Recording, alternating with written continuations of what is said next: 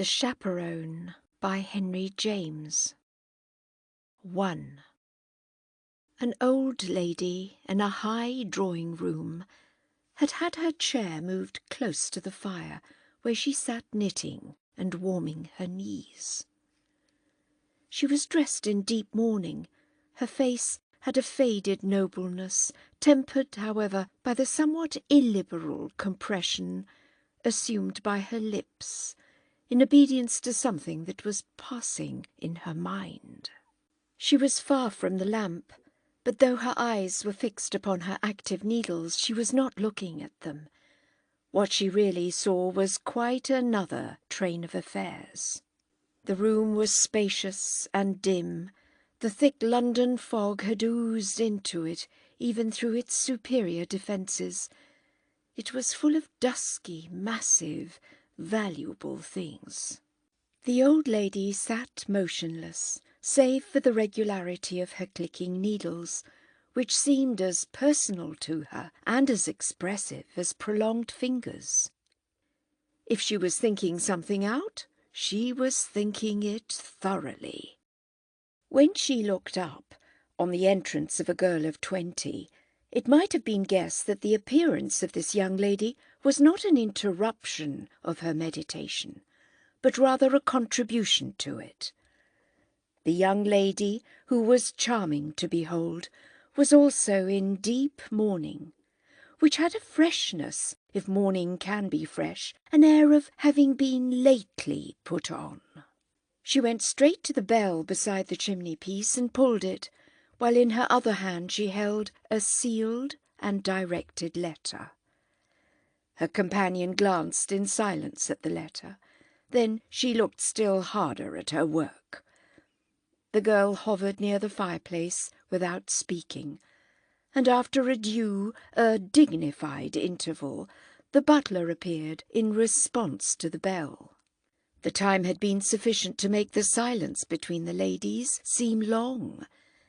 The younger one asked the butler to see that her letter should be posted, and after he had gone out, she moved vaguely about the room, as if to give her grandmother, for such was the elder personage, a chance to begin a colloquy of which she herself preferred not to strike the first note. As equally with herself, her companion was on the face of it capable of holding out. The tension, though it was already late in the evening, might have lasted long. But the old lady, after a little, appeared to recognize, a trifle ungraciously, the girl's superior resources. "Have you written to your mother?" "Yes, but only a few lines, to tell her I shall come and see her in the morning." "Is that all you've got to say?" asked the grandmother. "I don't quite know what you want me to say." "I want you to say that you've made up your mind." "Yes, I've done that, Granny." "You intend to respect your father's wishes?" "It depends upon what you mean by respecting them. I do justice to the feelings by which they were dictated." "What do you mean by justice?" the old lady retorted. The girl was silent a moment. Then she said, "You'll see my idea of it." "I see it already. You'll go and live with her." "I shall talk the situation over with her tomorrow and tell her that I think that will be best." "Best for her, no doubt." "What's best for her is best for me." "And for your brother and sister?"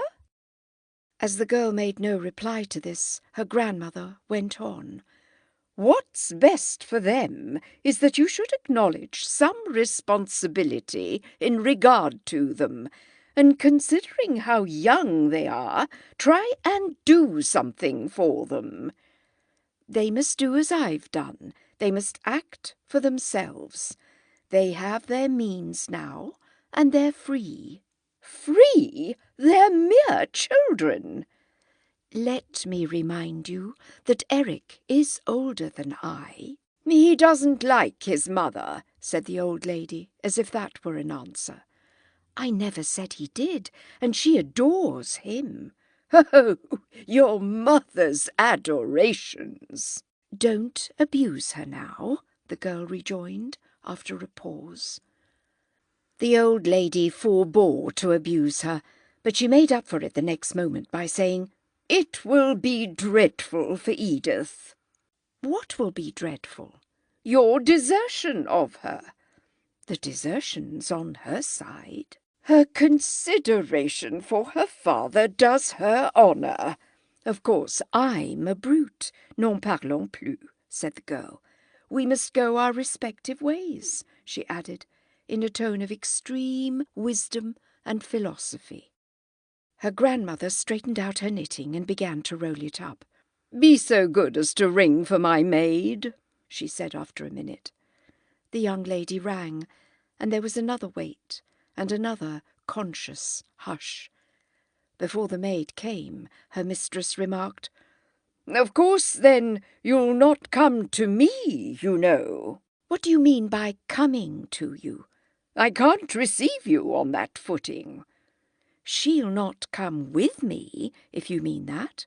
"I don't mean that," said the old lady, getting up as her maid came in. This attendant took her work from her, gave her an arm, and helped her out of the room, while Rose Tramore, standing before the fire and looking into it, faced the idea that her grandmother's door would now under all circumstances be closed to her. She lost no time, however, in brooding over this anomaly. It only added energy to her determination to act. All she could do tonight was to go to bed, for she felt utterly weary. She had been living in imagination, in a prospective struggle, and it had left her as exhausted as a real fight. Moreover, this was the culmination of a crisis, of weeks of suspense, of a long, hard strain. Her father had been laid in his grave 5 days before, and that morning his will had been read.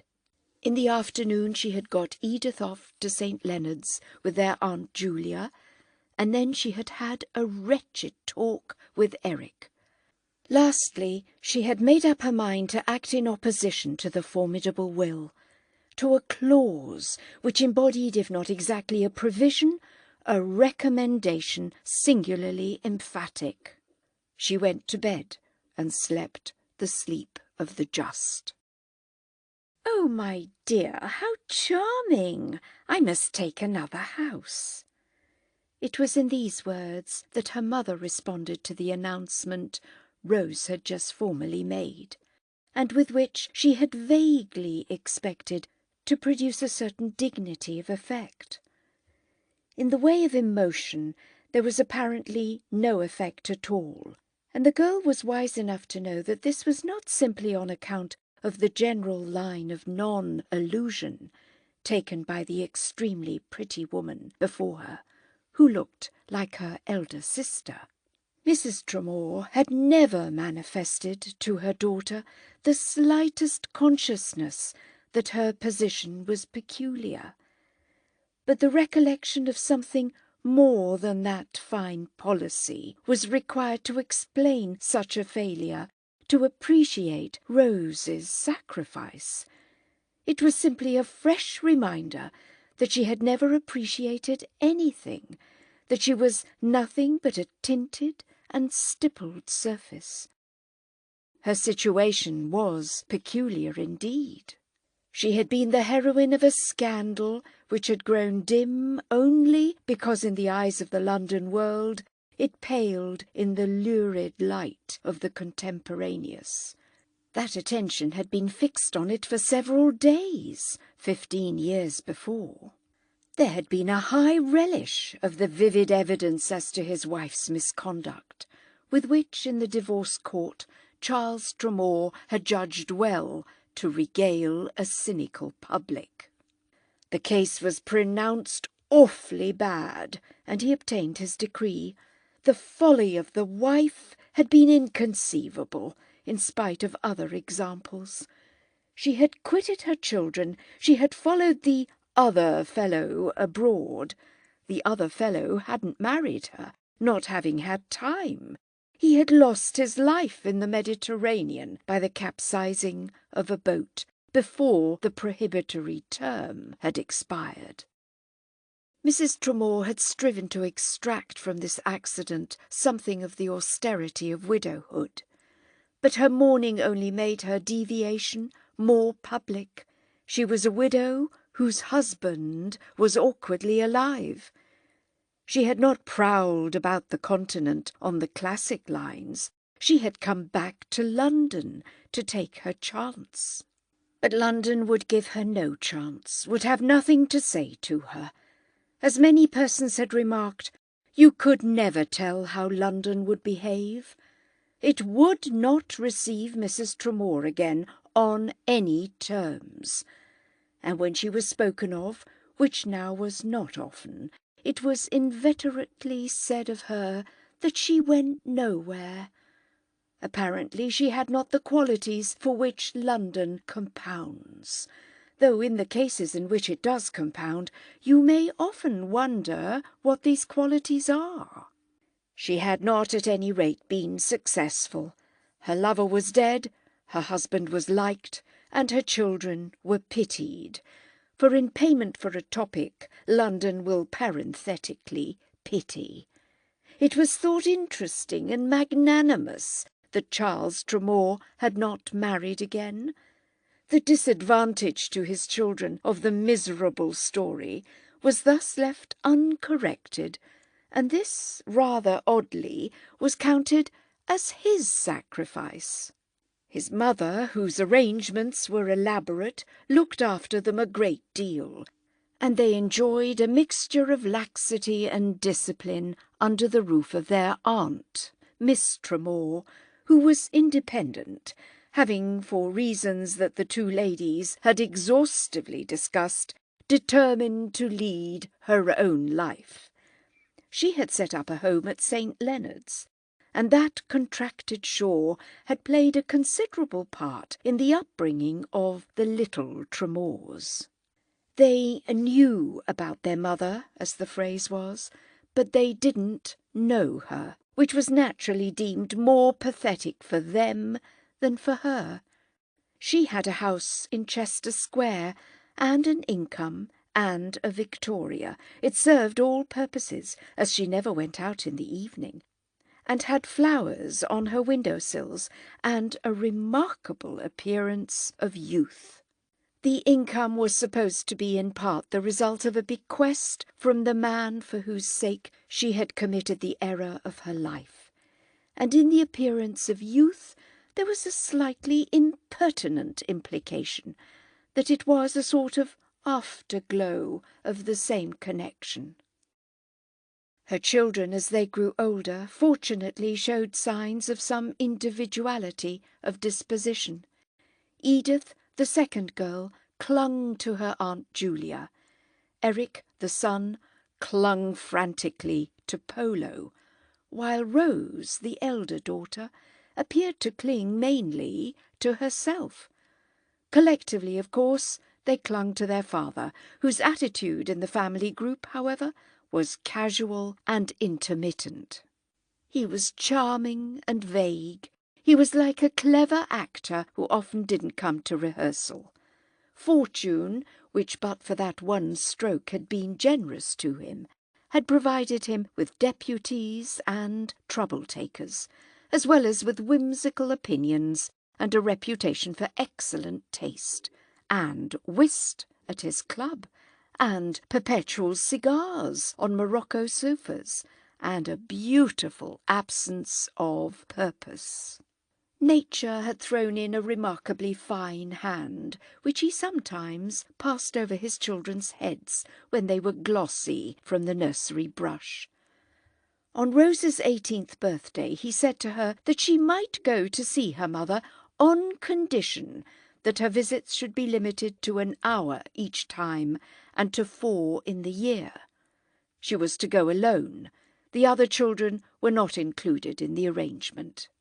This was the result of a visit that he himself had paid his repudiated wife, at her urgent request, their only encounter during the 15 years. The girl knew as much as this from her Aunt Julia, who was full of telltale secrecies. She availed herself eagerly of the licence, and in course of the period that elapsed before her father's death, she spent with Mrs. Tramore exactly 8 hours by the watch. Her father, who was as inconsistent and disappointing as he was amiable, spoke to her of her mother only once afterwards. This occasion had been the sequel of her first visit, and he had made no use of it to ask what she thought of the personality in Chester Square, or how she liked it. He had only said, "Did she take you out?" And when Rose answered, "Yes, she put me straight into a carriage and drove me up and down Bond Street," had rejoined sharply, "See that never occurs again." It never did, but once was enough. Every one they knew having happened to be in Bond Street at that particular hour. After this, the periodical interview took place in private, in Mrs. Tramore's beautiful little wasted drawing-room. Rose knew that, rare as these occasions were, her mother would not have kept her all to herself had there been anybody she could have shown her to. But in the poor lady's social void there was no one. She had, after all, her own correctness, and she consistently preferred isolation to inferior contacts. So her daughter was subjected only to the maternal. It was not necessary to be definite in qualifying that.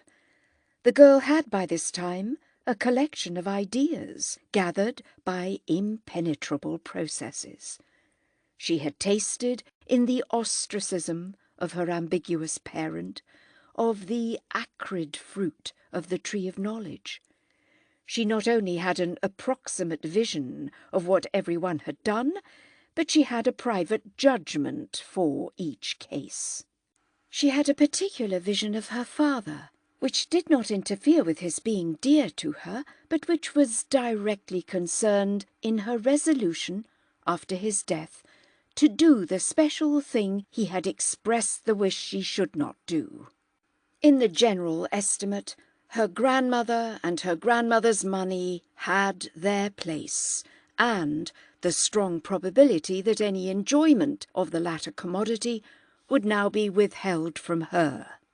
It included Edith's marked inclination to receive the law, and doubtless eventually a more substantial memento from Miss Tramore, and opened the question whether her own course might not contribute to make her sisters appear heartless.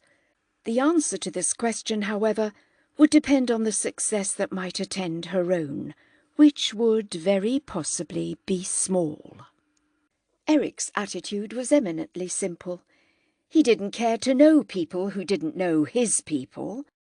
If his mother should ever get back into society, perhaps he would take her up. Rose Tramore had decided to do what she could to bring this consummation about. And, strangely enough, so mixed were her superstitions and her heresies, a large part of her motive lay in the value she attached to such a consecration. Of her mother intrinsically she thought very little now, and if her eyes were fixed on a special achievement, it was much more for the sake of that achievement and to satisfy a latent energy that was in her than because her heart was wrung by this sufferer. Her heart had not been wrung at all, though she had quite held it out for the experience. Her purpose was a pious game, but it was still essentially a game. Among the ideas I have mentioned, she had her idea of triumph. She had caught the inevitable note, the pitch, on her very first visit to Chester Square. She had arrived there in intense excitement, and her excitement was left on her hands in a manner that reminded her of a difficult air she had once heard sung at the opera, when no one applauded the performer. That flatness had made her sick, and so did this in another way. A part of her agitation proceeded from the fact that her Aunt Julia had told her, in the manner of a burst of confidence, something she was not to repeat, that she was in appearance the very image of the lady in Chester Square. The motive that prompted this declaration was between Aunt Julia and her conscience, but it was a great emotion to the girl to find her entertainer so beautiful. She was tall and exquisitely slim. She had hair more exactly to Rose Tramore's taste than any other she had ever seen, even to every detail in the way it was dressed, and a complexion and a figure of the kind that are always spoken of as lovely. Her eyes were irresistible, and so were her clothes, though the clothes were perhaps a little more precisely the right thing than the eyes. Her appearance was marked to her daughter's sense by the highest distinction, though it may be mentioned that this had never been the opinion of all the world. It was a revelation to Rose that she herself might look a little like that. She knew, however, that Aunt Julia had not seen her deposed sister-in-law for a long time, and she had a general impression that Mrs. Tramore was today a more complete production, for instance, as regarded her air of youth, than she had ever been. There was no excitement on her side. That was all her visitors. There was no emotion.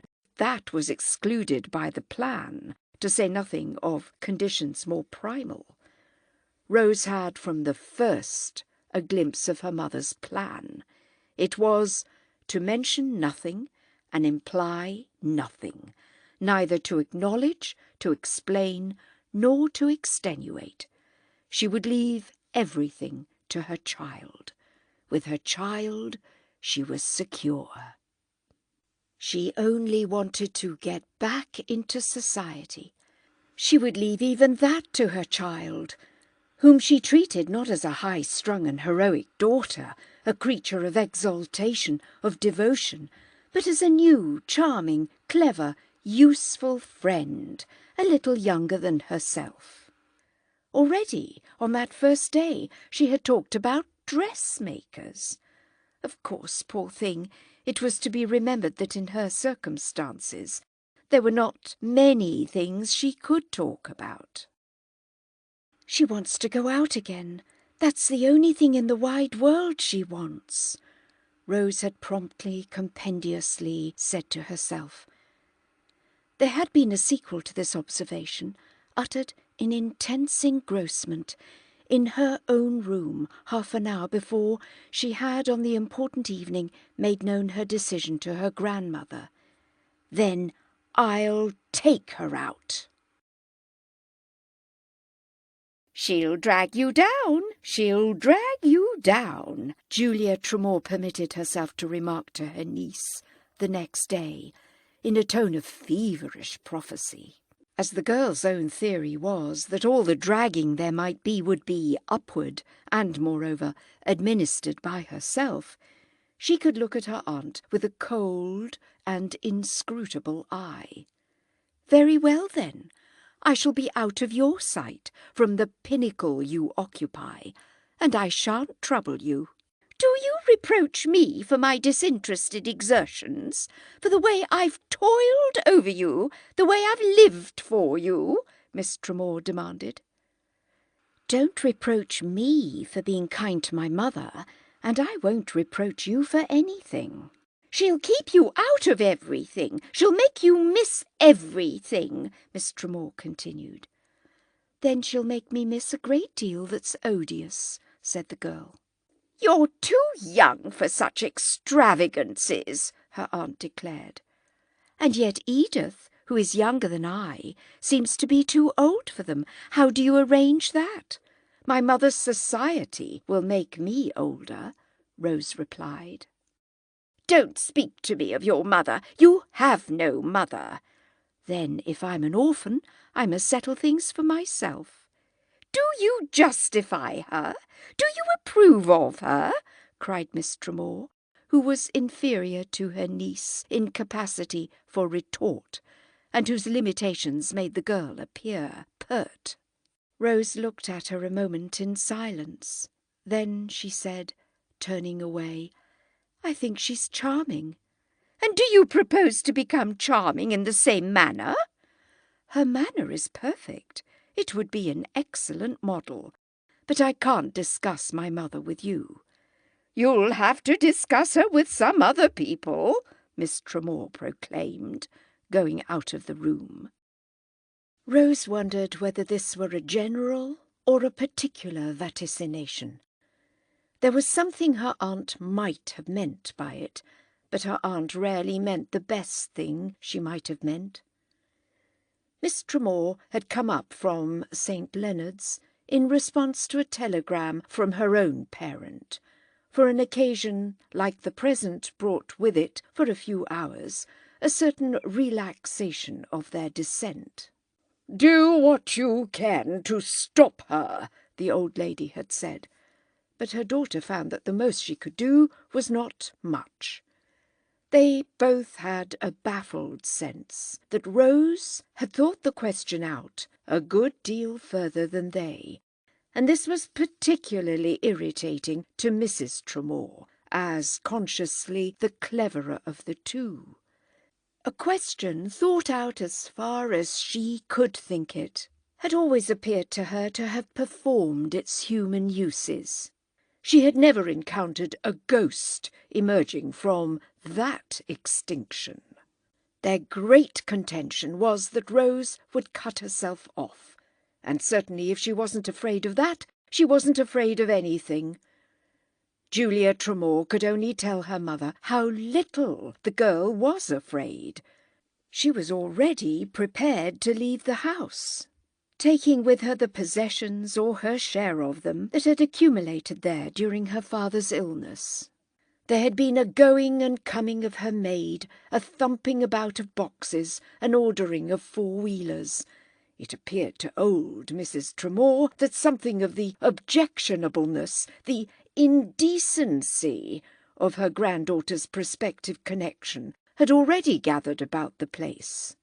It was a violation of the decorum of bereavement, which was still fresh there, and from the indignant gloom of the mistress of the house, you might have inferred not so much that the daughter was about to depart, as that the mother was about to arrive.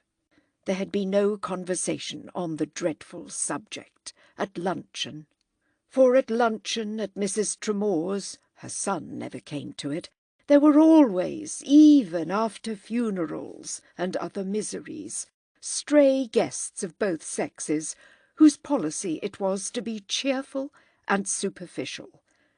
Rose had sat down as if nothing had happened, nothing worse, that is, than her father's death.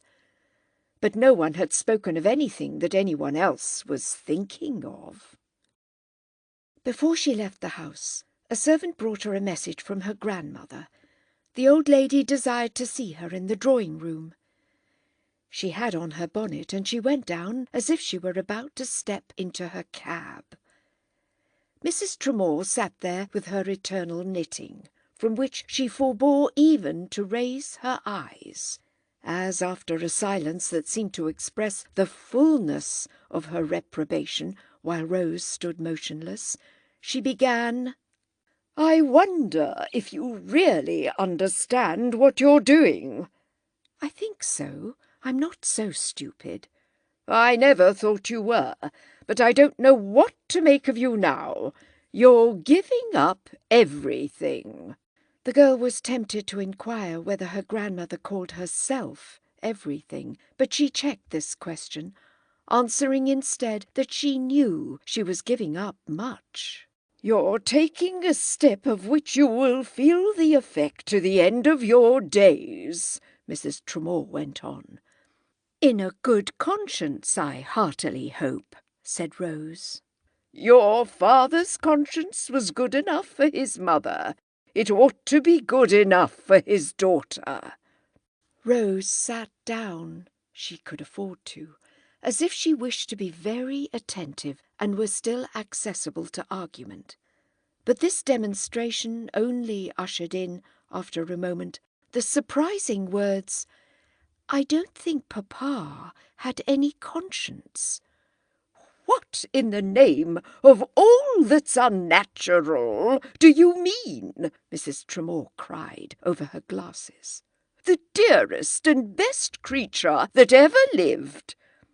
He was kind, he had charming impulses, he was delightful, but he never reflected. Mrs. Tramore stared, as if at a language she had never heard, a farrago, a gallimatia. Her life was made up of items, but she had never had to deal intellectually with a fine shade. Then, while her needles, which had paused an instant, began to fly again, she rejoined, "Do you know what you are, my dear? You're a dreadful little prig. Where do you pick up such talk?" "Of course, I don't mean to judge between them," Rose pursued. "I can only judge between my mother and myself. Papa couldn't judge for me." And with this she got up. "One would think you were horrid. I never thought so before." "Thank you for that." "You're embarking on a struggle with society," continued Mrs. Tramore, indulging in an unusual flight of oratory. "Society will put you in your place." "Hasn't it too many other things to do?" asked the girl. This question had an ingenuity which led her grandmother to meet it with a merely provisional and somewhat sketchy answer. "Your ignorance would be melancholy if your behaviour were not so insane." "Oh, no, I know perfectly what she'll do," Rose replied, almost gaily. "She'll drag me down." "She won't even do that," the old lady declared contradictiously. "She'll keep you forever in the same dull hole." "I shall come and see you, Granny, when I want something more lively." "You may come if you like, but you'll come no further than the door. If you leave this house now, you don't enter it again." Rose hesitated a moment. "Do you really mean that?" "You may judge whether I choose such a time to joke." "Good-bye, then," said the girl. "Good-bye." Rose quitted the room successfully enough, but on the other side of the door, on the landing, she sank into a chair and buried her face in her hands. She had burst into tears, and she sobbed there for a moment, trying hard to recover herself, so as to go downstairs without showing any traces of emotion, passing before the servants, and again, perhaps, before Aunt Julia. Mrs. Tramore was too old to cry. She could only drop her knitting, and, for a long time, sit with her head bowed and her eyes closed. Rose had reckoned justly with her Aunt Julia. There were no footmen, but this vigilant virgin was posted at the foot of the stairs.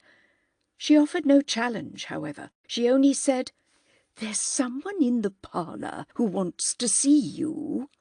The girl demanded a name, but Miss Tramore only mouthed inaudibly and winked and waved. Rose instantly reflected that there was only one man in the world her aunt would look such deep things about. "Captain J?" her own eyes asked, while Miss Tramore's were those of a conspirator. They were, for a moment, the only embarrassed eyes Rose had encountered that day. They contributed to make Aunt Julia's further response evasive, after her niece inquired if she had communicated in advance with this visitor. Miss Tramore merely said that he had been upstairs with her mother. Hadn't she mentioned it, and had been waiting for her? She thought herself acute in not putting the question of the girl's seeing him before her as a favour to him or to herself. She presented it as a duty, and wound up with the proposition, It's not fair to him, it's not kind, not to let him speak to you before you go." "What does he want to say?" Rose demanded. "Go in and find out." She really knew, for she had found out before, but after standing uncertain an instant, she went in. The parlour was the name that had always been borne by a spacious sitting-room downstairs, an apartment occupied by her father during his frequent phases of residence in Hill Street, episodes increasingly frequent after his house in the country had, in consequence, as Rose perfectly knew, of his spending too much money, been disposed of at a sacrifice which he always characterized as horrid. He had been left with the place in Hertfordshire and his mother with the London house, on the general understanding that they would change about. But during the last years the community had grown more rigid, mainly at his mother's expense.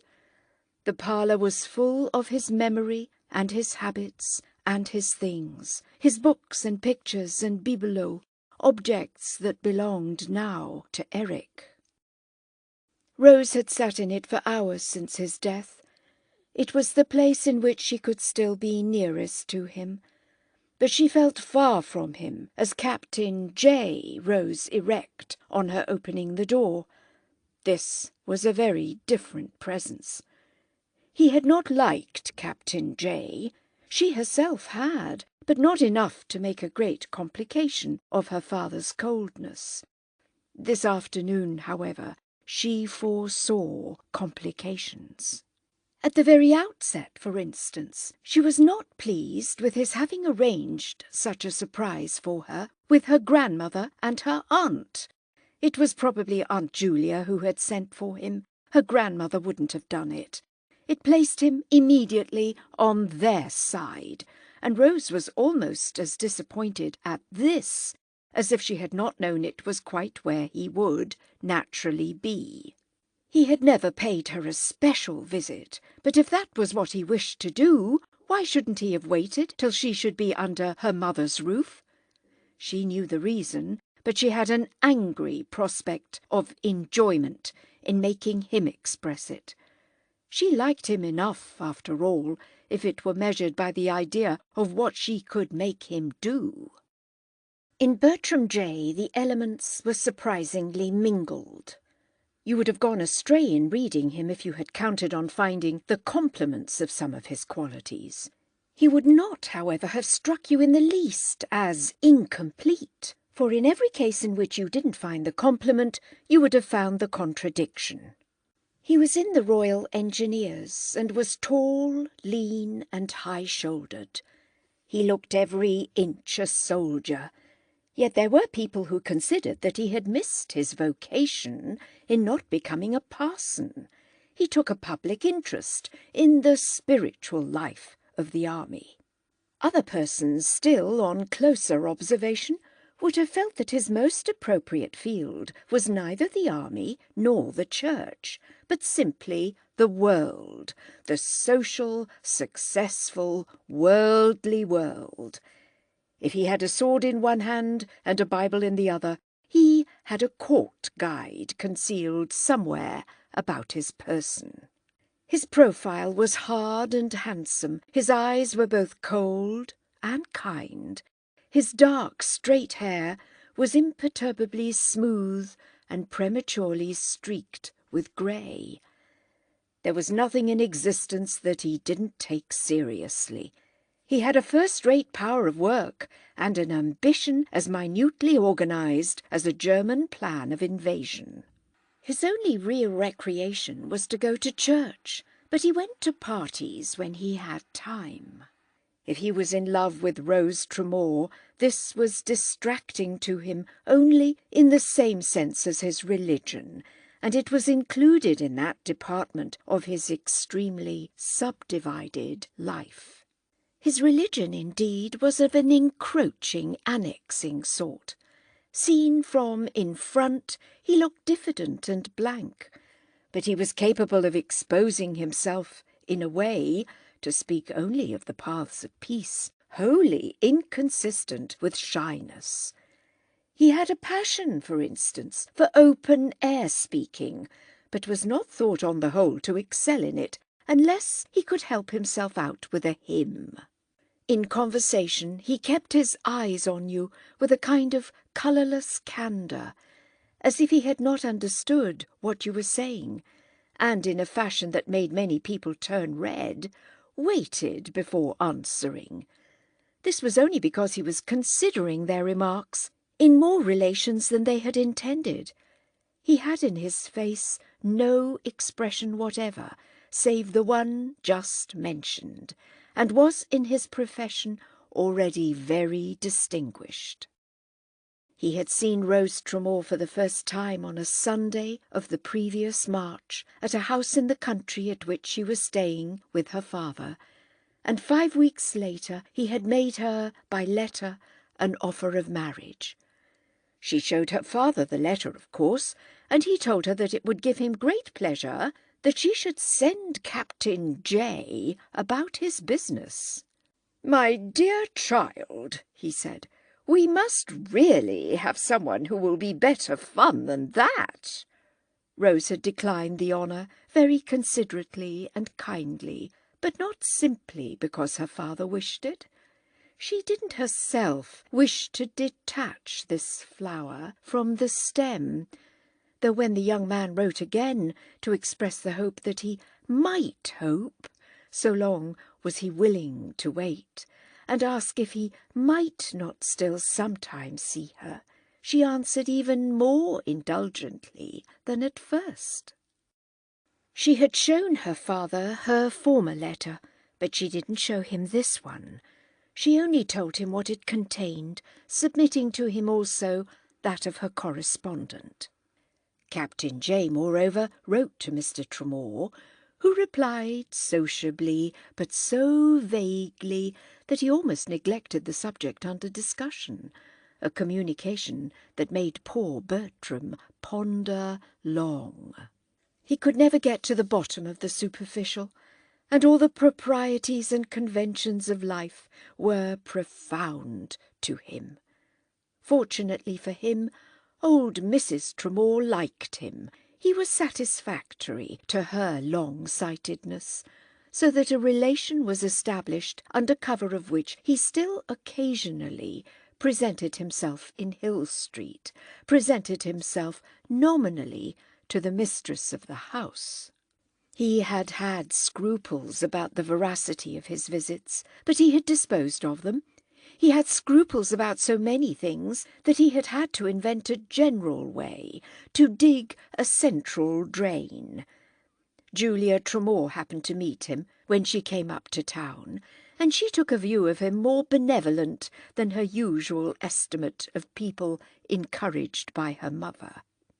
The fear of agreeing with that lady was a motive, but there was a stronger one in this particular case, in the fear of agreeing with her niece, who had rejected him. His situation might be held to have improved when Mr. Tramore was taken so gravely ill, that with regard to his recovery those about him left their eyes to speak for their lips, and in the light of the poor gentleman's recent death it was doubtless better than it had ever been. He was only a quarter of an hour with the girl, but this gave him time to take the measure of it. After he had spoken to her about her bereavement, very much as an especially mild missionary might have spoken to a beautiful Polynesian, he let her know that he had learned from her companions the very strong step she was about to take. This led to their spending together 10 minutes which, to her mind, threw more light on his character than anything that had ever passed between them.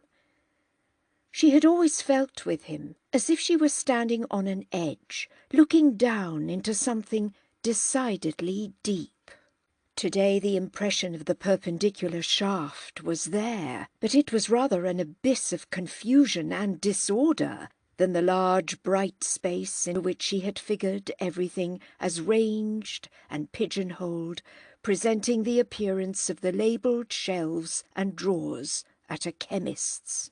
He discussed without an invitation to discuss. He appealed without a right to appeal.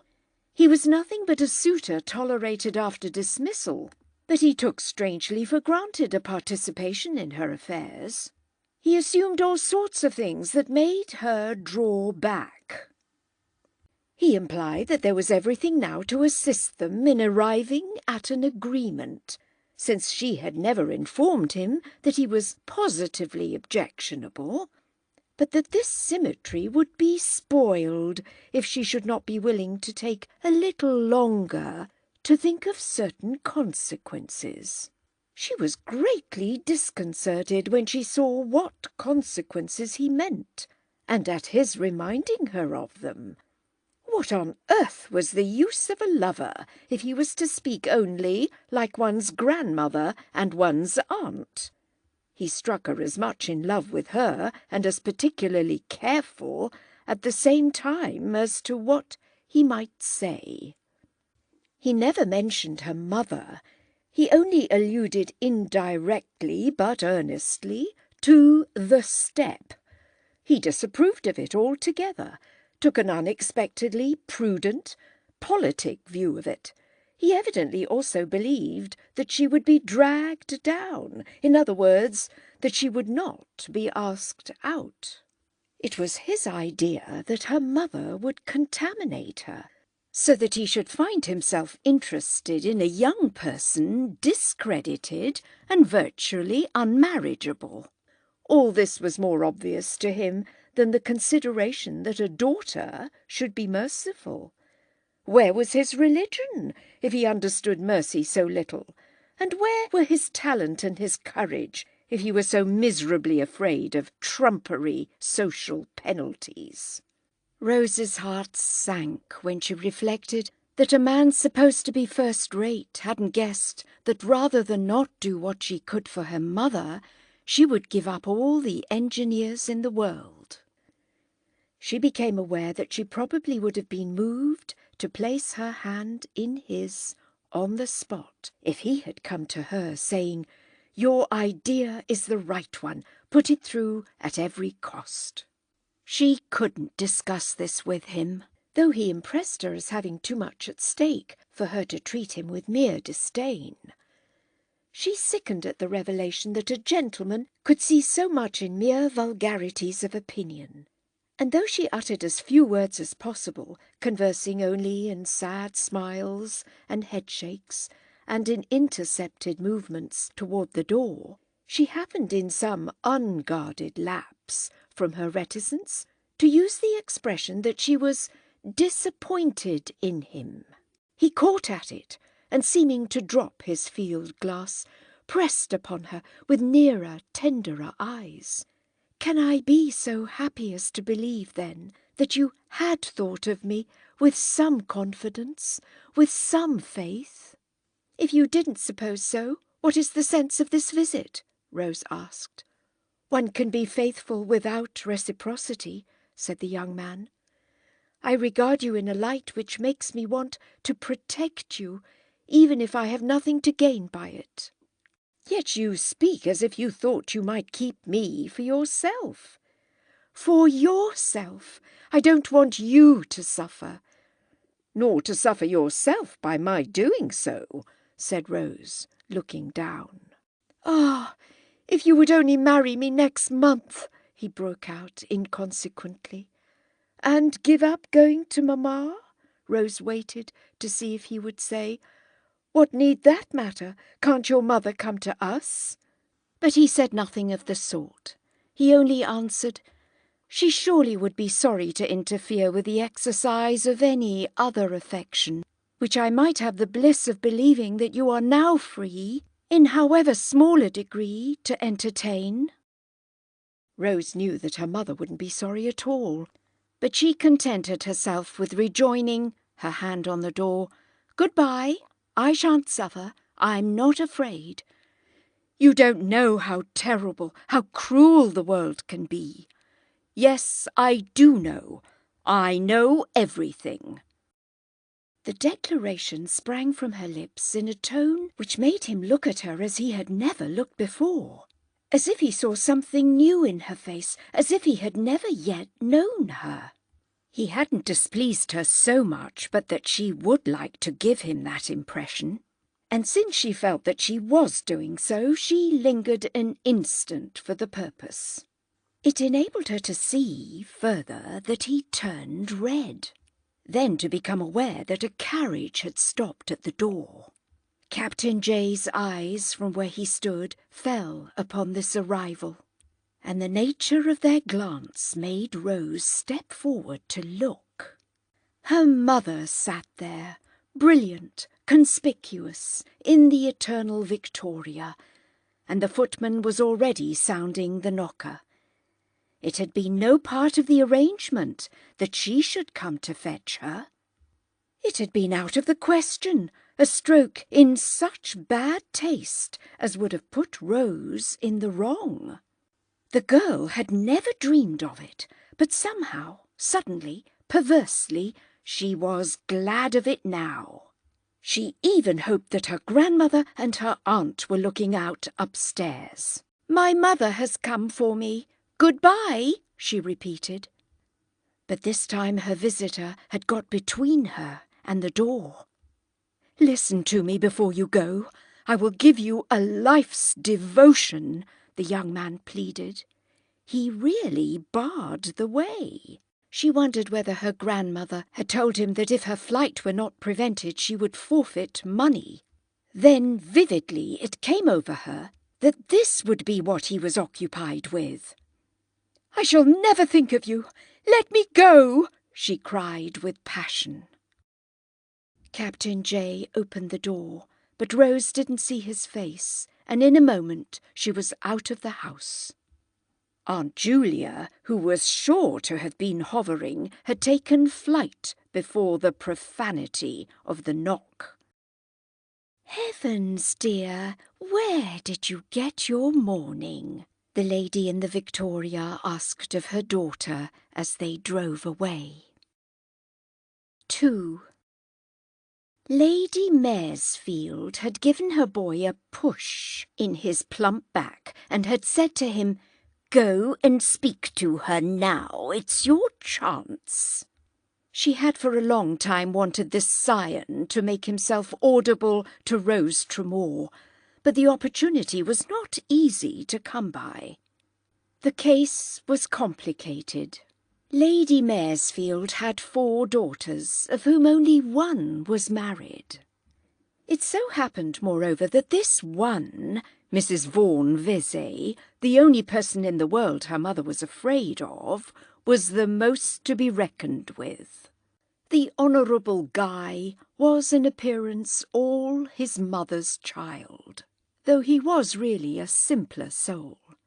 He was large and pink.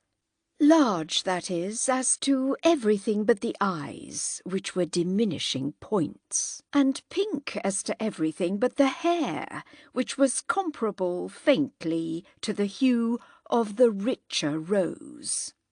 He had also, it must be conceded, very small, neat teeth, which made his smile look like a young lady's. He had no wish to resemble any such person. But he was perpetually smiling, and he smiled more than ever as he approached Rose Tramore, who, looking altogether to his mind as a pretty girl should, and wearing a soft white opera cloak over a softer black dress, leaned alone against the wall of the vestibule at Covent Garden, while a few paces off an old gentleman engaged her mother in conversation. Madame Patti had been singing, and they were all waiting for their carriages. To their ears at present came a vociferation of names and a rattle of wheels. The air through banging doors entered in damp, warm gusts, heavy with the stale, slightly sweet taste of the London season, when the London season is overripe and spoiling.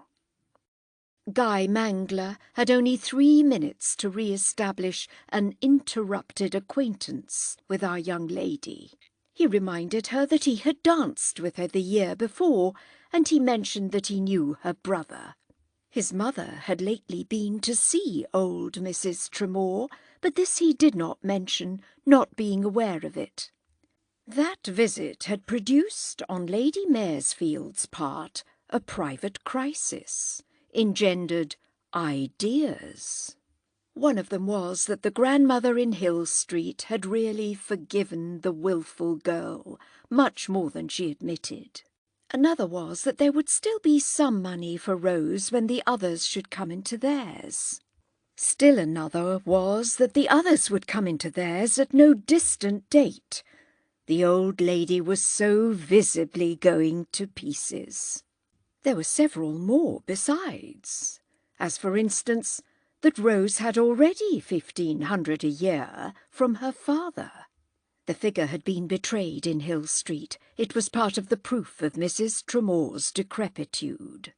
Then there was an equal amount that her mother had to dispose of, and on which the girl could absolutely count, though of course it might involve much waiting, as the mother, a person of gross insensibility, evidently wouldn't die of cold shouldering. Equally definite, to do it justice, was the conception that Rose was, in truth, remarkably good-looking, and that what she had undertaken to do showed, and would show, even should it fail, cleverness of the right sort. Cleverness of the right sort was exactly the quality that Lady Maresfield prefigured as indispensable in a young lady to whom she should marry her second son, over whose own deficiencies she flung the veil of a maternal theory that his cleverness was of a sort that was wrong. Those who knew him less well were content to wish that he might not conceal it for such a scruple. This enumeration of his mother's views does not exhaust the list, and it was in obedience to one too profound to be uttered, even by the historian, that after a very brief delay she decided to move across the crowded lobby. Her daughter Bessie was the only one with her. Maggie was dining with the Vaughan Vesseys, and Fanny was not of an age. Mrs. Tramore the younger showed only an admirable back. Her face was to her old gentleman, and Bessie had drifted to some other people, so that it was comparatively easy for Lady Maresfield to say to Rose in a moment, "My dear child, are you never coming to see us?"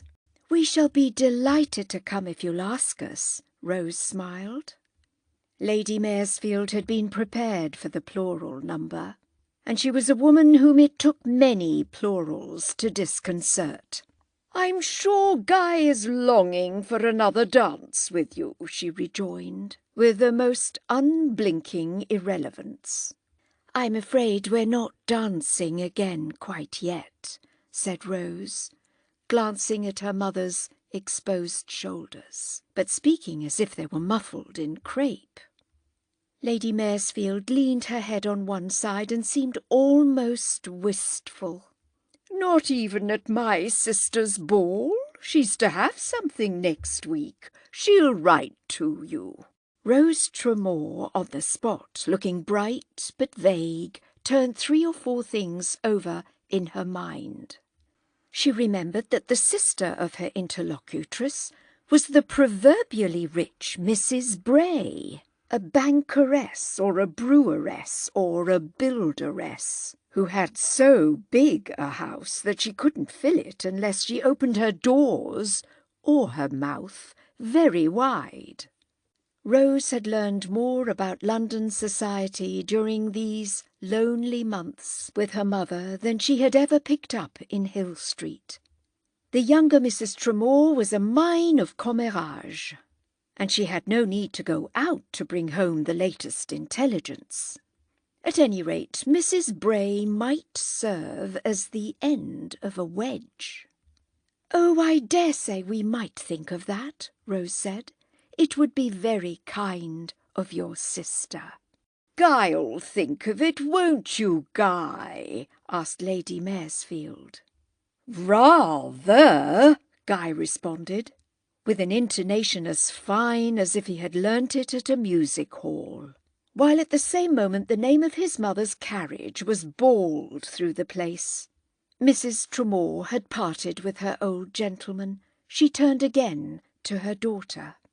Nothing occurred but what always occurred, which was exactly this absence of everything, a universal lapse. She didn't exist, even for a second, to any recognizing eye. The people who looked at her, of course there were plenty of those, were only the people who didn't exist for hers. Lady Maresfield surged away on her son's arm.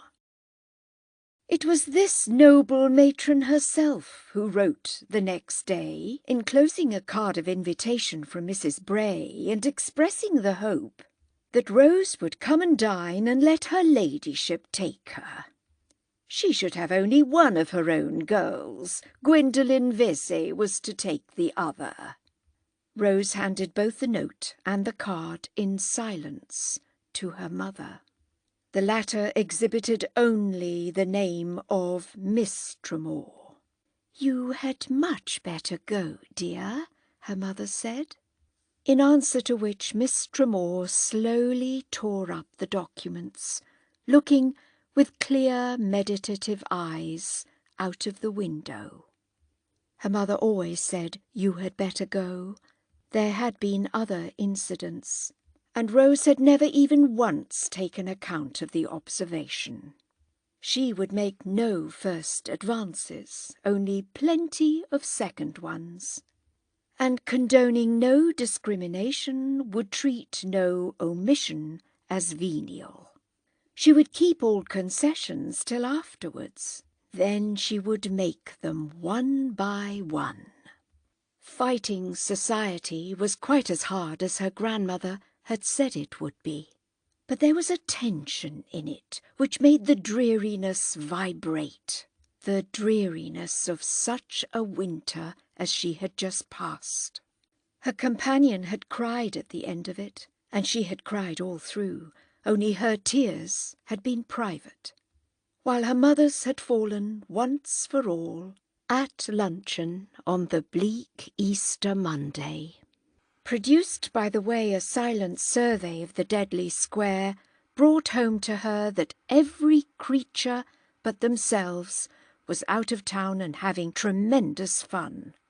Rose felt that it was useless to attempt to explain simply by her mourning this severity of solitude.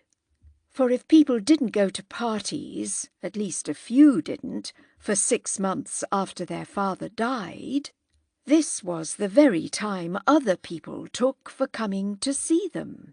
It was not too much to say that during this first winter of Rose's period with her mother, she had no communication whatever with the world. It had the effect of making her take to reading the new American books. She wanted to see how girls got on by themselves. She had never read so much before, and there was a legitimate indifference in it when topics failed with her mother. They often failed after the first days, and then while she bent over instructive volumes.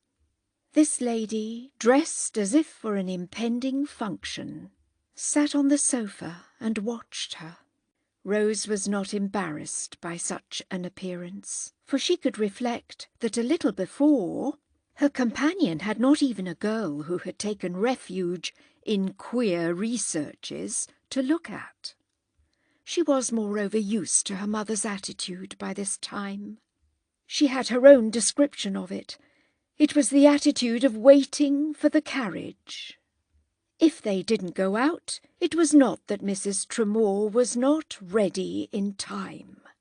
And Rose had even an alarmed prevision of their some day always arriving first. Mrs. Tramore's conversation at such moments was abrupt, inconsequent, and personal. She sat on the edge of sofas and chairs and glanced occasionally at the fit of her gloves. She was perpetually gloved, and the fit was a thing it was melancholy to see wasted, as people do who are expecting guests to dinner. Rose used almost to fancy herself at times a perfunctory husband on the other side of the fire. What she was not yet used to, there was still a charm in it, was her mother's extraordinary tact. During the years they lived together, they never had a discussion, a circumstance all the more remarkable since if the girl had a reason for sparing her companion, that of being sorry for her, Mrs. Tramore had none for sparing her child. She only showed in doing so a happy instinct, the happiest thing about her. She took in perfection a course which represented everything and covered everything. She utterly abjured all authority. She testified to her abjuration in hourly, ingenious, touching ways. In this manner nothing had to be talked over, which was a mercy all round. The tears on Easter Monday were merely a nervous gust to help show she was not a Christmas doll from the Burlington Arcade. And there was no lifting up of the repentant Magdalene, no uttered remorse for the former abandonment of children. Of the way she could treat her children, her demeanour to this one was an example. It was an uninterrupted appeal to her eldest daughter for direction. She took the law from Rose in every circumstance, and if you had noticed these ladies without knowing their history, you would have wondered what tie was fine enough to make maturity so respectful to youth. No mother was ever so filial as Mrs. Tramore, and there had never been such a difference of position between sisters. Not that the elder one fawned, which would have been fearful. She only renounced whatever she had to renounce. If the amount was not much, she at any rate made no scene over it. Her hand was so light that Rose said of her secretly in vague glances at the past, "No wonder people liked her." She never characterized the old element of interference with her mother's respectability more definitely than as people. They were people, it was true, for whom gentleness must have been everything, and who didn't demand a variety of interests.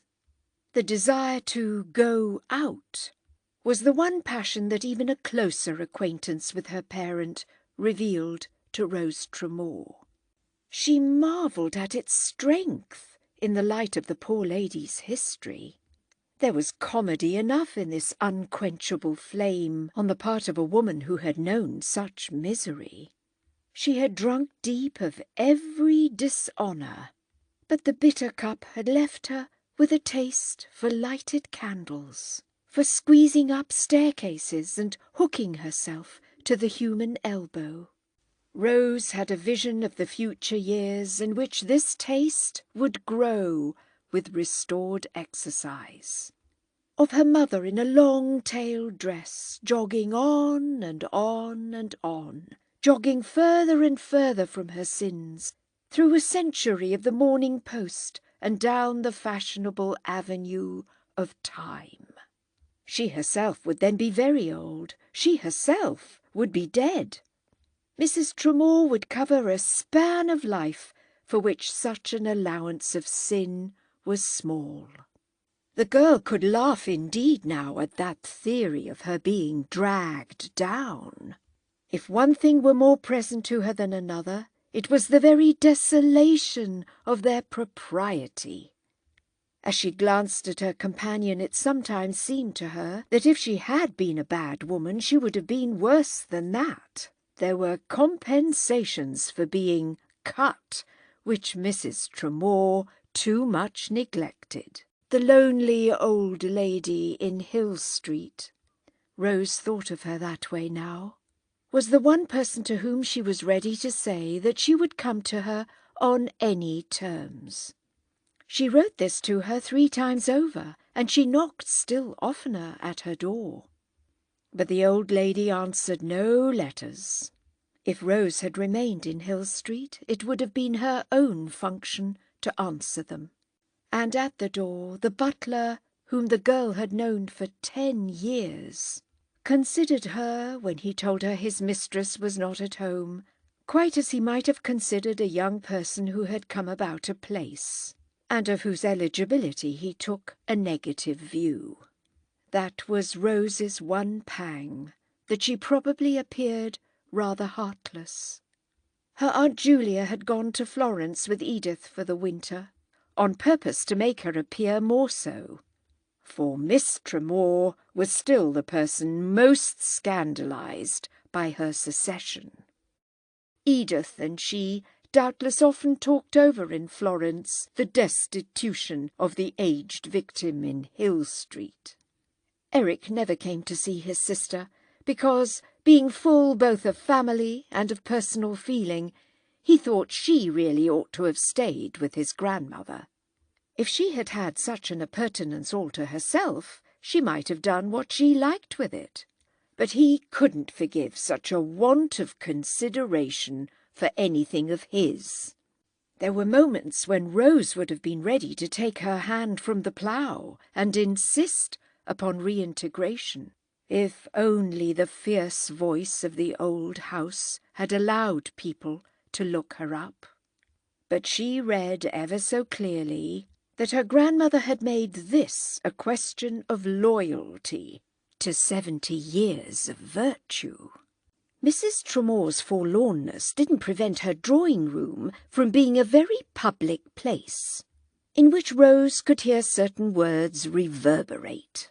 "Leave her alone, it's the only way to see how long she'll hold out." The old woman's visitors were people who didn't wish to quarrel, and the girl was conscious that if they had not let her alone, that is, if they had come to her from her grandmother, she might perhaps not have held out. She had no friends quite of her own. She had not been brought up to have them, and it would not have been easy in a house which 2 such persons as her father and his mother divided between them. Her father disapproved of crude intimacies, and all the intimacies of youth were crude. He had married at 25, and could testify to such a truth. Rose felt that she shared even Captain J with her grandmother. She had seen what he was worth. Moreover, she had spoken to him at that last moment in Hill Street in a way which, taken with her former refusal, made it impossible that he should come near her again. She hoped he went to see his protectress. He could be a kind of substitute and administer comfort. It so happened, however, that the day after she threw Lady Maresfield's invitation into the waste-paper basket, she received a visit from a certain Mrs. Donovan, whom she had occasionally seen in Hill Street.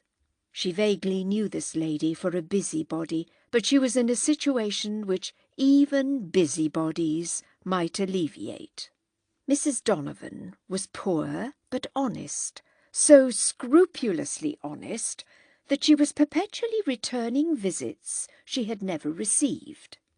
She was always clad in weather-beaten sealskin, and had an odd air of being prepared for the worst, which was borne out by her denying that she was Irish.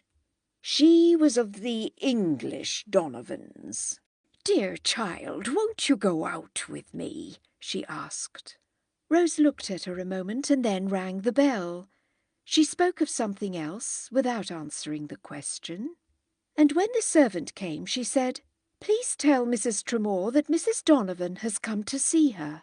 "Oh, that'll be delightful, only you mustn't tell your grandmother," the visitor exclaimed. "Tell her what?" "That I come to see your mamma." "You don't," said Rose. "Sure, I hoped you'd introduce me," cried Mrs. Donovan, compromising herself in her embarrassment. "It's not necessary. You knew her once." "Indeed, and I've known everyone once," the visitor confessed. Mrs. Tramore, when she came in, was charming and exactly right. She greeted Mrs. Donovan as if she had met her the week before last, giving her daughter such a new illustration of her tact that Rose again had the idea that it was no wonder people had liked her.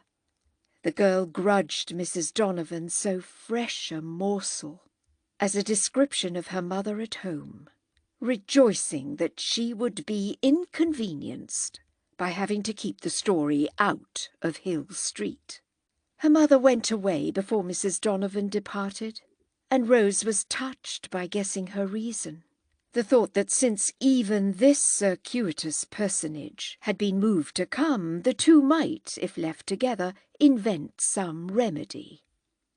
Rose waited to see what Mrs. Donovan had in fact invented. "You won't come out with me, then?" "Come out with you?" "My daughters are married. You know I'm a lone woman. It would be an immense pleasure to me to have so charming a creature as yourself to present to the world." "I go out with my mother," said Rose after a moment. "Yes, but sometimes when she's not inclined." "She goes everywhere she wants to go," Rose continued, uttering the biggest fib of her life, and only regretting it should be wasted on Mrs. Donovan. "Ah, but do you go everywhere you want?" the lady asked sociably. "One goes even to places one hates. Everyone does that." "Oh, what I go through!" this social martyr cried. Then she laid a persuasive hand on the girl's arm. "Let me show you at a few places first, and then we'll see. I'll bring them all here." "I don't think I understand you," replied Rose, though in Mrs. Donovan's words she perfectly saw her own theory of the case reflected. For a quarter of a minute she asked herself whether she might not, after all, do so much evil that good might come. Mrs. Donovan would take her out the next day, and be thankful enough to annex such an attraction as a pretty girl. Various consequences would ensue, and the long delay would be shortened. Her mother's drawing-room would resound with the clatter of teacups. "Mrs. Bray's having some big thing next week. Come with me there, and I'll show you what I mean," Mrs. Donovan pleaded.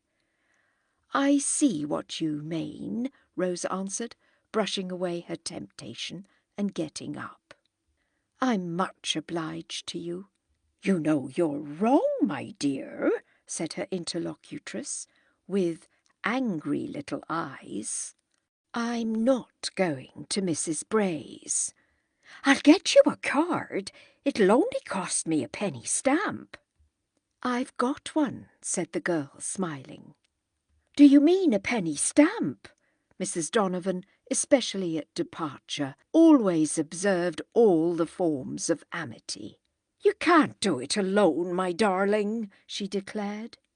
"Shall they call you a cab?" Rose asked. "I'll pick one up. I'll choose my horse. You know you require your start," her visitor went on. "Excuse my mother," was Rose's only reply. "Don't mention it. Come to me when you need me. You'll find me in the Red Book." "It's awfully kind of you." Mrs. Donovan lingered a moment on the threshold. "Who will you have now, my child?" she appealed. "I won't have anyone." Rose turned away, blushing for her. "She came on speculation," she said afterwards to Mrs. Tramore.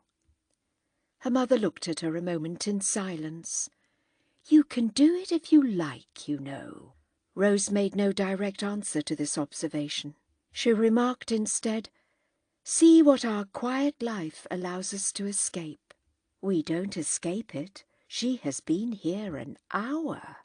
Once in 20 years. We might meet her 3 times a day."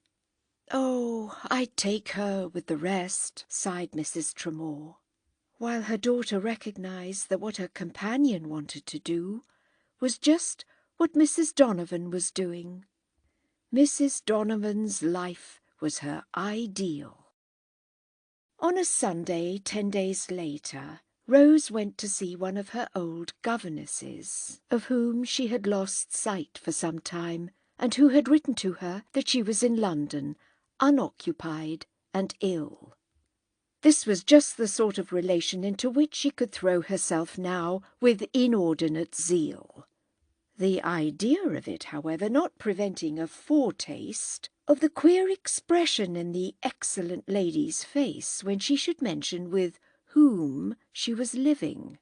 While she smiled at this picture, she threw in another joke, asking herself if Miss Hack could be held in any degree to constitute the nucleus of a circle. She would come to see her in any event, come the more, the further she was dragged down. Sunday was always a difficult day with the two ladies. The afternoons made it so apparent that they were not frequented. Her mother, it is true, was comprised in the habits of 2 or 3 old gentlemen. She had for a long time avoided male friends of less than 70, who disliked each other enough to make the room, when they were there at once, crack with pressure. Rose sat for a long time with Miss Hack, doing conscientious justice to the conception that there could be troubles in the world worse than her own. And when she came back, her mother was alone, but with a story to tell of a long visit from Mr. Guy Mangler, who had waited and waited for her return. "He's in love with you. He's coming again on Tuesday," Mrs. Tramore announced. "Did he say so? That he's coming back on Tuesday?" "No, that he's in love with me. He didn't need when he stayed 2 hours. With you. It's you he's in love with, mamma." "That will do as well," laughed Mrs. Tramore, "for all the use we shall make of him," she added in a moment. "We shall make great use of him. His mother sent him." "Oh, she'll never come." "Then he shan't," said Rose. Yet he was admitted on the Tuesday, and after she had given him his tea, Mrs. Tramore left the young people alone. Rose wished she hadn't. She herself had another view. At any rate, she disliked her mother's view, which she had easily guessed. Mr. Mangler did nothing but say how charming he thought his hostess of the Sunday, and what a tremendously jolly visit he had had. He didn't remark in so many words, "I had no idea your mother was such a good sort," but this was the spirit of his simple discourse. Rose liked it at first. A little of it gratified her. Then she thought there was too much of it for good taste. She had to reflect that one does what one can, and that Mr. Mangler probably thought he was delicate. He wished to convey that he desired to make up to her for the injustice of society. Why shouldn't her mother receive gracefully, she asked. Not audibly. And who had ever said she didn't? Mr. Mangler had a great deal to say about the disappointment of his own parent over Miss Tramore's not having come to dine with them the night of his aunt's ball. "Lady Maresfield knows why I didn't come," Rose answered at last. "Ah, now, but I don't, you know. Can't you tell me?" asked the young man. "It doesn't matter if your mother's clear about it." "Oh, but why make such an awful mystery of it when I'm dying to know?" He talked about this. He chaffed her about it for the rest of his visit. He had at last found a topic after his own heart. If her mother considered that he might be the emblem of their redemption, he was an engine of the most primitive construction. He stayed and stayed. He struck Rose as on the point of bringing out something for which he had not quite, as he would have said, the cheek.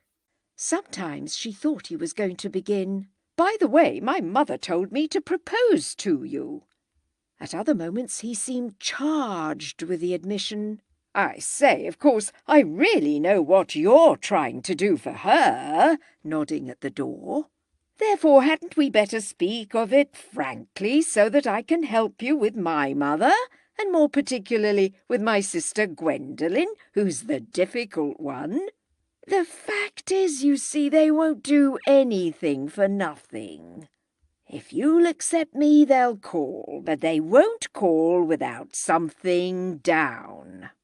Mr. Mangler departed without their speaking frankly, and Rose Tramore had a hot hour during which she almost entertained, vindictively, the project of accepting the limpid youth until after she should have got her mother into circulation. The cream of the vision was that she might break with him later. She could read that this was what her mother would have liked.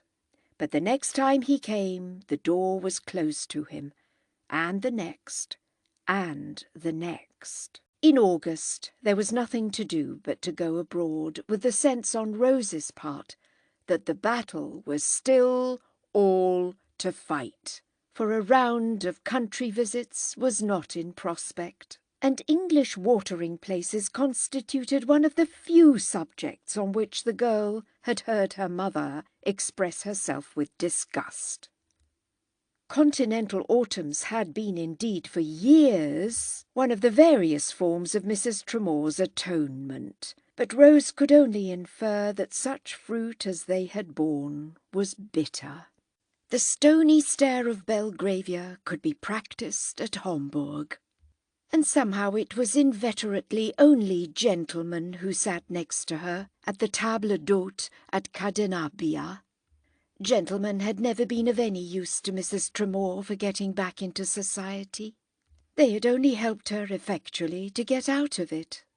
She once dropped to her daughter, in a moralizing mood, the remark that it was astonishing how many of them one could know without its doing one any good. 50 of them, even very clever ones, represented a value inferior to that of one stupid woman. Rose wondered at the offhand way in which her mother could talk of 50 clever men. It seemed to her that the whole world couldn't contain such a number. She had a sombre sense that mankind must be dull and mean. These cogitations took place in a cold hotel in an eternal Swiss rain, and they had a flat echo in the Transalpine valleys, as the lonely ladies went vaguely down to the Italian lakes and cities. Rose guided their course at moments with a kind of aimless ferocity. She moved abruptly, feeling vulgar and hating their life, though destitute of any definite vision of another life that would have been open to her. She had set herself a task, and she clung to it, but she appeared to herself despicably idle. She had succeeded in not going to Homburg waters, where London was trying to wash away some of its stains. That would be too staring an advertisement of their situation. The main difference in situations to her now was the difference of being more or less pitied, at the best an intolerable danger, so that the places she preferred were the unsuspicious ones. She wanted to triumph with contempt, not with submission. One morning in September, coming with her mother out of the marble church at Milan, she perceived that a gentleman who had just passed her on his way into the cathedral, and whose face she had not noticed, had quickly raised his hat with a suppressed ejaculation. She involuntarily glanced back. The gentleman had paused, again uncovering, and Captain J stood saluting her in the Italian sunshine. "Oh, good morning," she said, and walked on, pursuing her course. Her mother was a little in front. She overtook her in a moment with an unreasonable sense, like a gust of cold air, that men were worse than ever, for Captain J had apparently moved into the church. Her mother turned as they met, and suddenly, as she looked back, an expression of peculiar sweetness came into this lady's eyes. It made Rose's take the same direction and rest a second time on Captain J, who was planted just where he had stood a minute before. He immediately came forward, asking Rose with great gravity if he might speak to her a moment, while Mrs. Tramore went her way again. He had the expression of a man who wished to say something very important. Yet his next words were simple enough, and consisted of the remark that he had not seen her for a year. "Is it really so much as that?" asked Rose. "Very nearly. I would have looked you up, but in the first place I have been very little in London, and in the second I believed it wouldn't have done any good." "You should have put that first," said the girl. "It wouldn't have done any good." He was silent over this a moment, in his customary deciphering way. But the view he took of it did not prevent him from inquiring, as she slowly followed her mother, if he mightn't walk with her now. She answered with a laugh that it wouldn't do any good, but that he might do as he liked. He replied without the slightest manifestation of levity that it would do more good than if he didn't. And they strolled together, with Mrs. Tramore well before them, across the big amusing piazza, where the front of the cathedral makes a sort of builded light. He asked a question or two, and he explained his own presence. Having a month's holiday, the first clear time for several years, he had just popped over the Alps. He inquired if Rose had recent news of the old lady in Hill Street, and it was the only tortuous thing she had ever heard him say. "I have had no communication of any kind from her since I parted with you under her roof.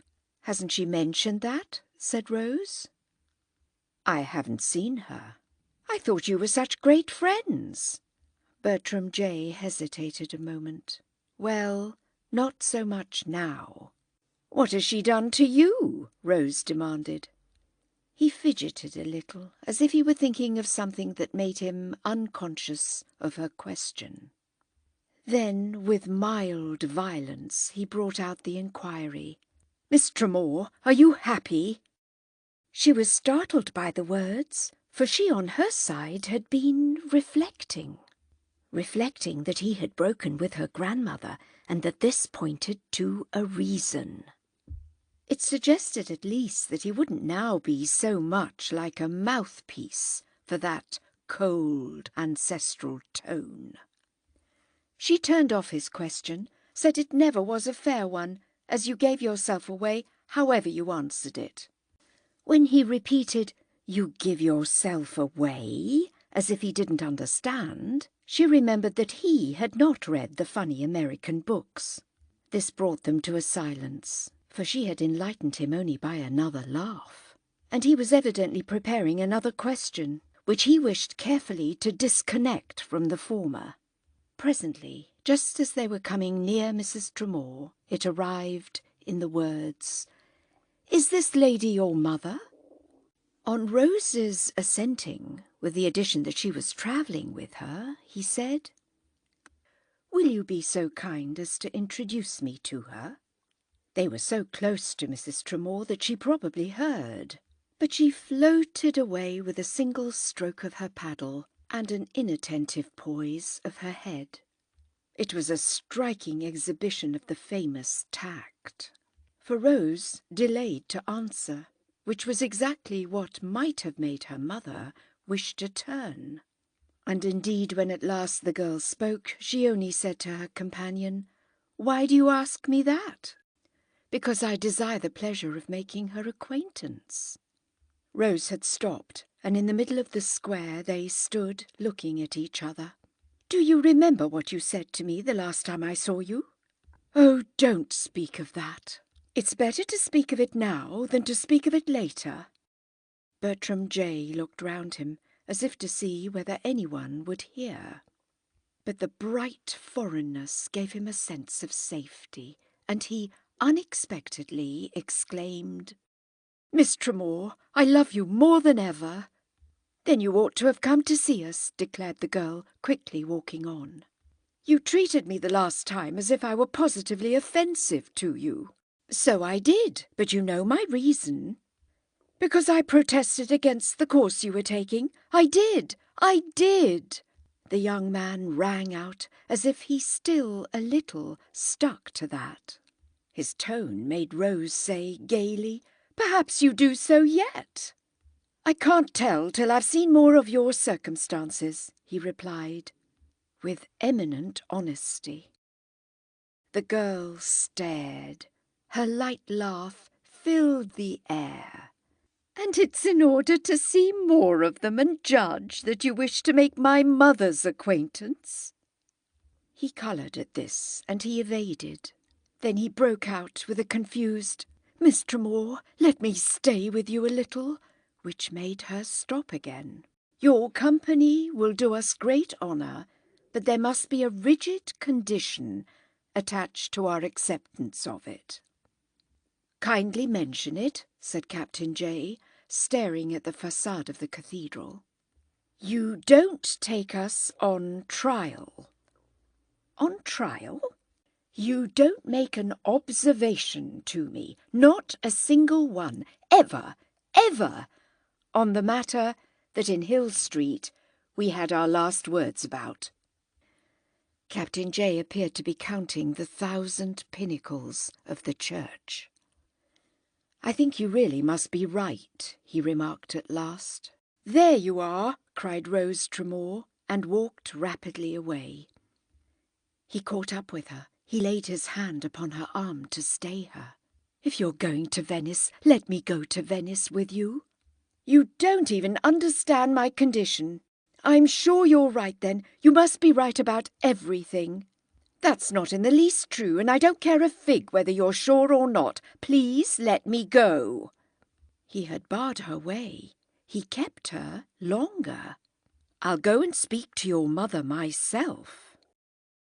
Even in the midst of another emotion, she was amused at the air of audacity accompanying this declaration. Poor Captain J might have been on the point of marching up to a battery.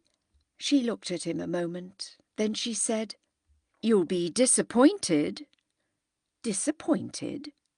"She's much more proper than grandmamma, because she's much more amiable." "Dear Miss Tramore, dear Miss Tramore," the young man murmured helplessly. "You'll see for yourself. Only there's another condition," Rose went on. "Another?" he cried with discouragement and alarm. "You must understand thoroughly, before you throw in your lot with us, even for a few days, what our position really is." "Is it very bad?" asked Bertram J artlessly. "No one has anything to do with us. No one speaks to us. No one looks at us." "Really?" stared the young man. "We've no social existence. We're utterly despised." "Oh, Miss Tramore!" Captain J interposed.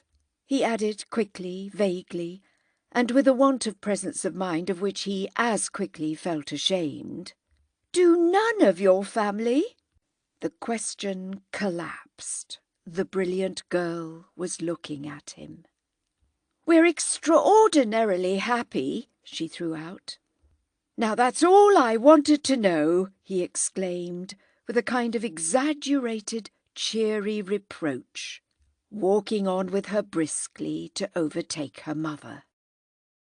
He was not dining at their inn, but he insisted on coming that evening to their table d'hôte.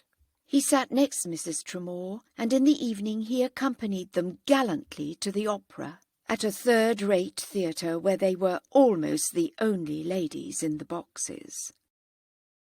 The next day they went together by rail to the Charter House of Pavia, and while he strolled with the girl, as they waited for the homeward train, he said to her candidly, "Your mother's remarkably pretty." She remembered the words and the feeling they gave her. They were the first note of new era. The feeling was somewhat that of an anxious, gratified matron who has presented her child and is thinking of the matrimonial market.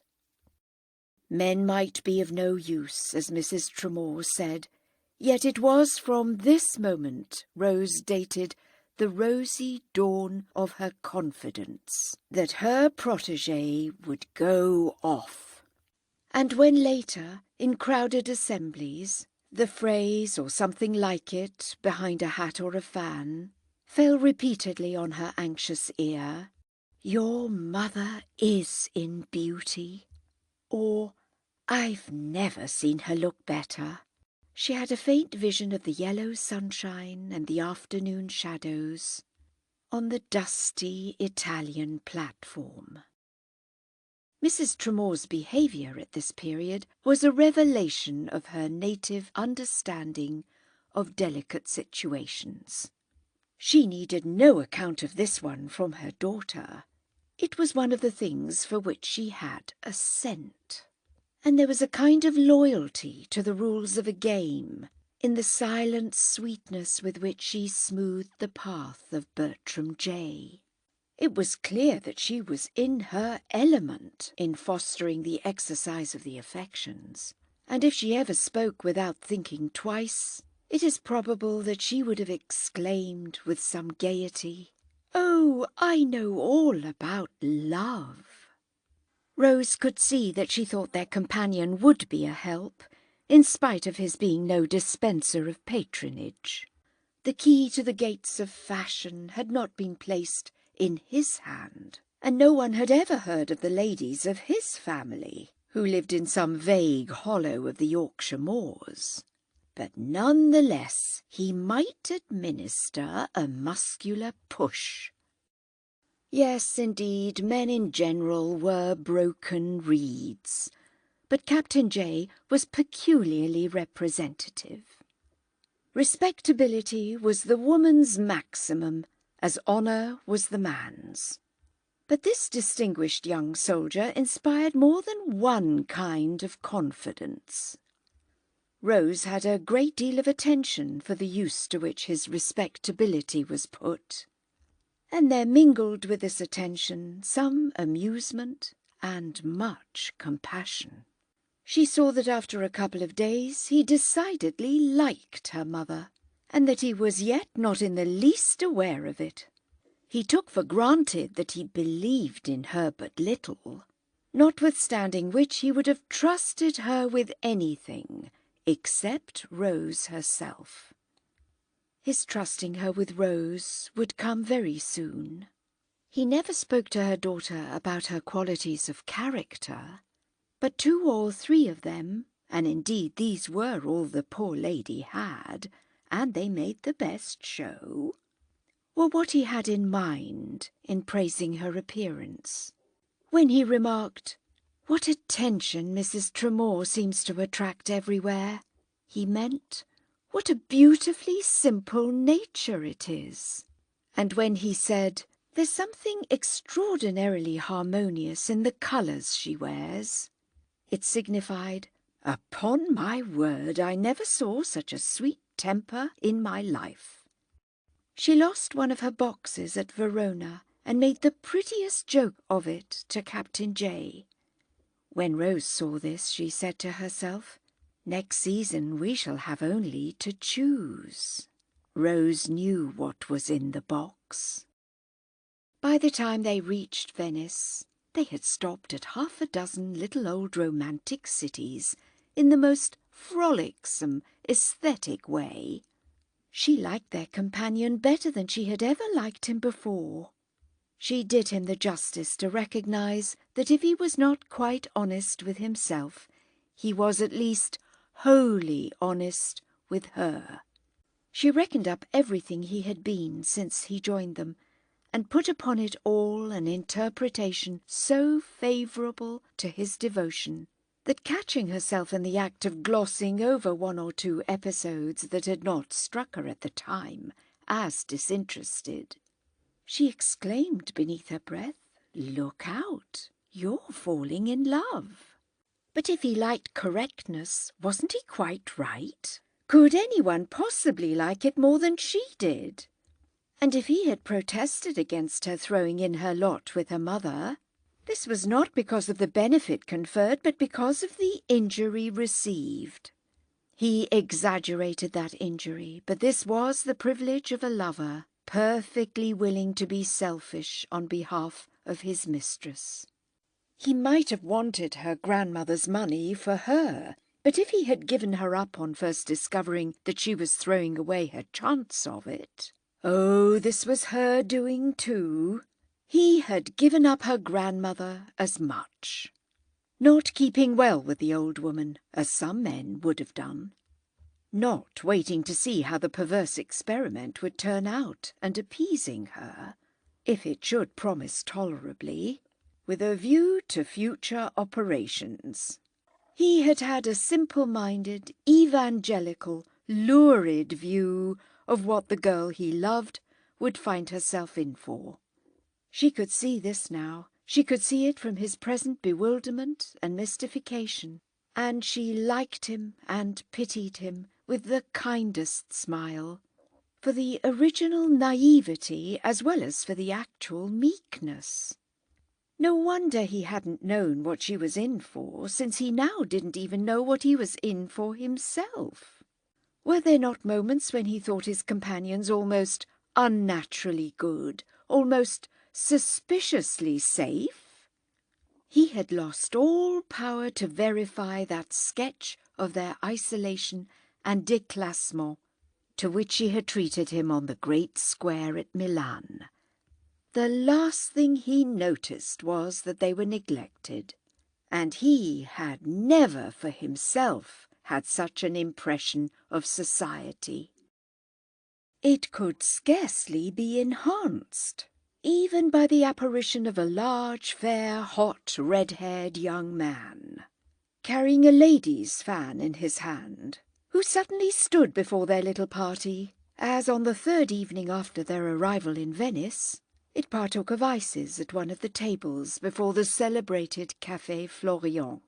The lamp-lit Venetian dusk appeared to have revealed them to this gentleman as he sat with other friends at a neighbouring table, and he had sprung up with unsophisticated glee to shake hands with Mrs. Tramore and her daughter.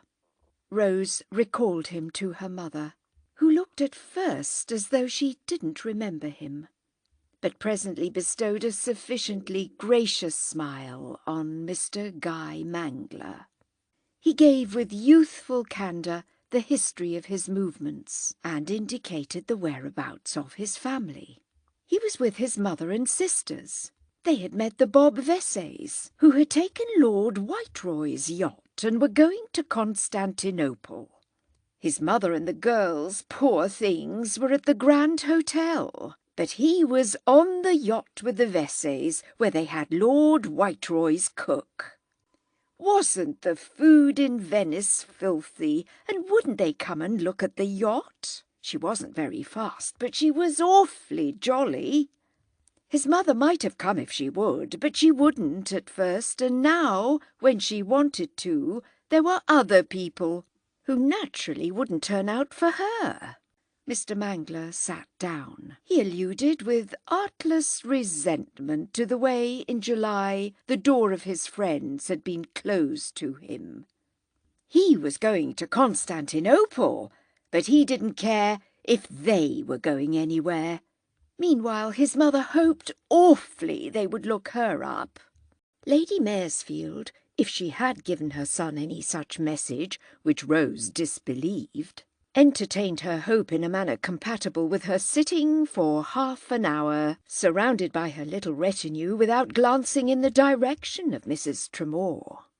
The girl, however, was aware that this was not a good enough instance of their humiliation, inasmuch as it was rather she who, on the occasion of their last contact, had held off from Lady Maresfield. She was a little ashamed now of not having answered the note in which this affable personage ignored her mother. She couldn't help perceiving, indeed, a dim movement on the part of some of the other members of the group. She made out an attitude of observation in the high-plumed head of Mrs. Vaughan Vesey. Mrs. Vesey perhaps might have been looking at Captain J, for as this gentleman walked back to the hotel with our young lady, they were at the Britannia, and young Mangler, who clung to them, went in front with Mrs. Tramore. He revealed to Rose that he had some acquaintance with Lady Maresfield's eldest daughter, though he didn't know and didn't particularly want to know her ladyship. He expressed himself with more acerbity than she had ever heard him use. Christian charity so generally governed his speech. About the young donkey who had been prattling to them. They separated at the door of the hotel. Mrs. Tramore had got rid of Mr. Mangler, and Bertram J was in other quarters.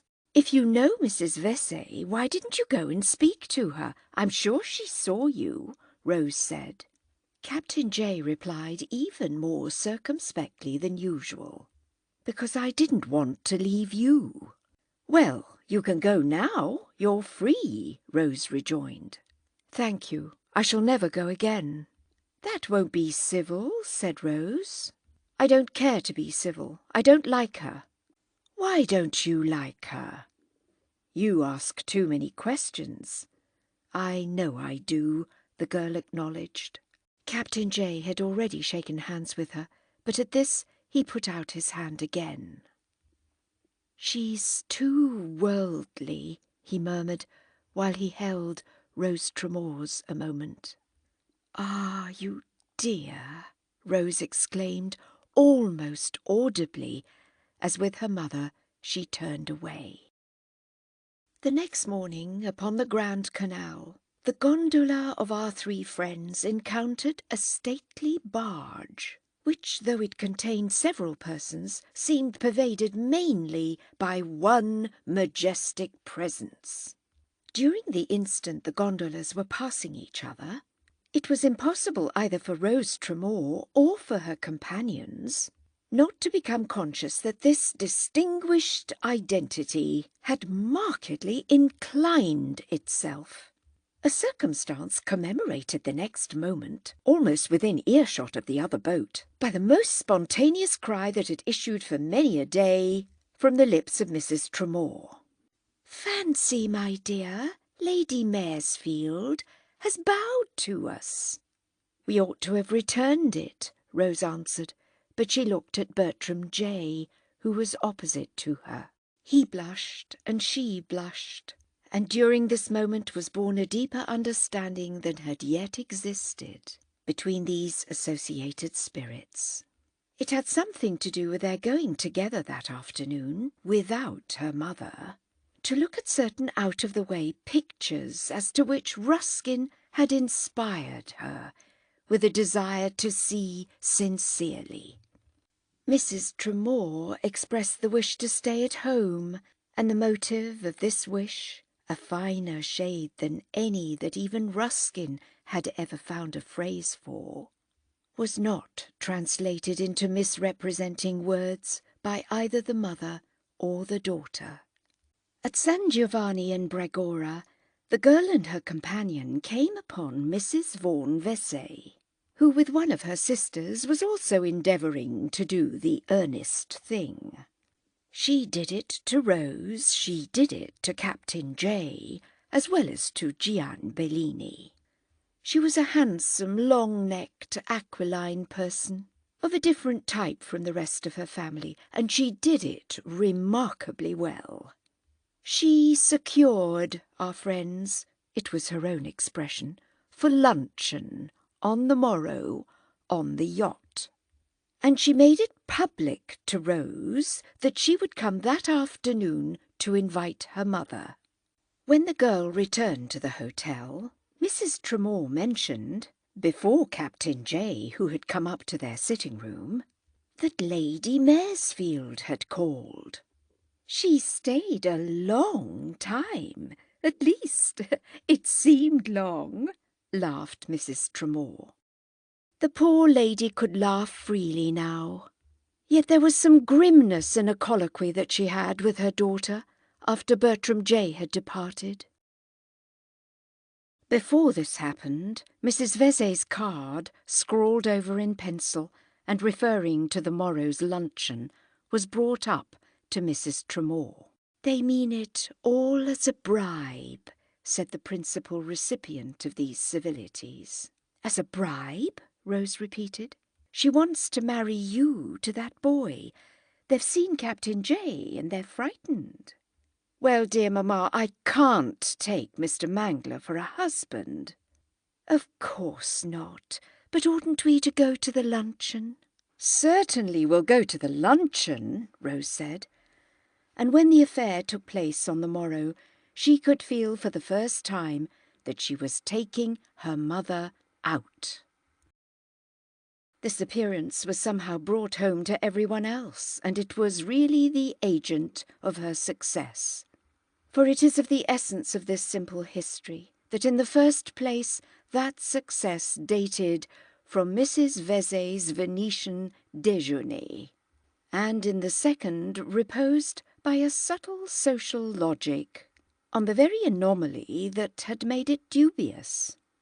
There's always a chance in things, and Rose Tramore's chance was in the fact that Gwendoline Vezet was, as someone had said, awfully modern, an immense improvement on the exploded science of her mother, and capable of seeing what a draw there would be in the comedy, if properly brought out, of the reversed positions of Mrs. Tramore and Mrs. Tramore's diplomatic daughter. With a first-rate managerial eye, she perceived that people would flock into any room, and all the more into one of hers, to see Rose bring in her dreadful mother. She treated the cream of English society to this thrilling spectacle later in the autumn, when she once more secured both the performers for a week at Brimble. It made a hit on the spot the very first evening. The girl was felt to play her part so well. The rumour of the performance spread. Everyone wanted to see it.